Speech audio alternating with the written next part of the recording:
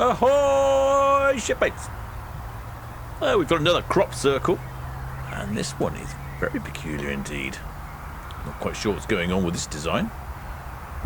It's up on Salisbury Plain, in fact not far from Stonehenge. Heading over on the old Iron Horse. In fact, Stonehenge is just over there. It's that little pile of rocks just on the horizon. Stonehenge, right next to the very busy 303, and as you can see, the landscape is dotted and covered with barrows and mounds and troughs and burials and all sorts of things.